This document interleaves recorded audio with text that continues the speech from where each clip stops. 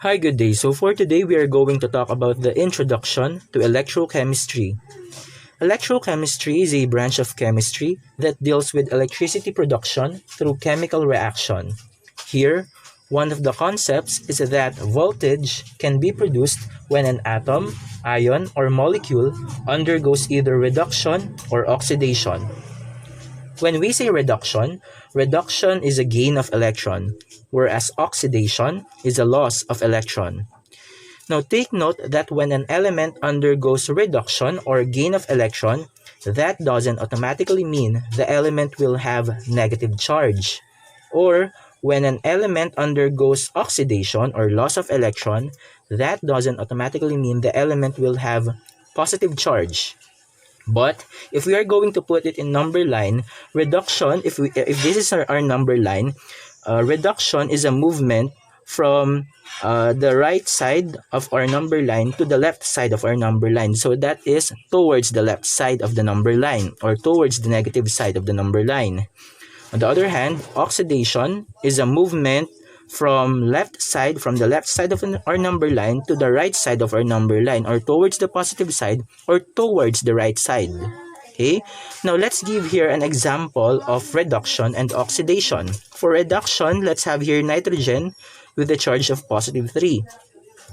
When nitrogen with a charge of positive 3 gains an electron, in this case, it actually gained 2 electrons. Okay, therefore, it's actually a reduction. Okay, so from positive 3, it actually gained 2 electrons. So our movement would be from right to left, because that is reduction. So that's 1, 2. Okay, and we will have here nitrogen with a charge of positive 1. Okay, so again, it gained 2 electrons. Okay, therefore, our movement will be from the right side of our number line to the left side of our number line, towards the left side. Okay, so 1, 2, 2 electrons. Okay, therefore, it will have a charge of positive 1. How about for oxidation? For oxidation, let's have here arsenic with the charge of negative 3. Okay, now negative 3 can be found here. Okay, and let's say, for example, it actually lost 3 electrons. Okay, it actually lost 3 electrons. So because it lost 3 electrons, then therefore that is actually an oxidation. And again, in oxidation, that is a movement in a number line. That is a movement from the left side of our number line to the right side of the number line, or towards the right side. So that's arsenic with a charge of negative 3. It lost 3 electrons. So that's 1, 2, 3. And therefore, we will have here arsenic with no charge at all. Now, take note that unless it is stated, or unless the charge is stated, any sole elements in an equation will always have a 0 charge. In this case, because it is not stated, or the charge of arsenic here is not stated, then we can assume that the charge of this arsenic is 0. And because it actually, this arsenic with the charge of negative 3 lost 3 electrons, okay, then we can write here arsenic plus 3 electrons on the product side. Now, another difference between the reduction and oxidation in equation is that the electron or electrons that are gained in reduction can always be found at the left side of the equation. Okay. On the other hand, the electrons that are lost during the oxidation can be found at the right side of our equation. That is actually another difference of reduction and oxidation when it comes to their equations. Now, let's have other examples for reduction and oxidation. For the first one, let's have here the tin with the charge of positive 2, and it became tin with the charge of positive 4. Now, let's take a look at our number line. From positive 2, it became positive 4. So that's 1, 2. 2 movements towards the right side of our number line. Again, a movement towards the right side of our number line is an oxidation. Therefore, this one is an oxidation. Now, because this reaction is an oxidation, then therefore, there is a loss of electron or electrons here. The question is, how many electrons did this tin with the charge of positive 2 lose? To answer that, let's take a look again at our number line. Okay, so from positive 2, it became positive 4. So that's 1, 2. Okay, and therefore, this tin with the charge of positive 2 lost 2 electrons to become tin with a charge of positive 4.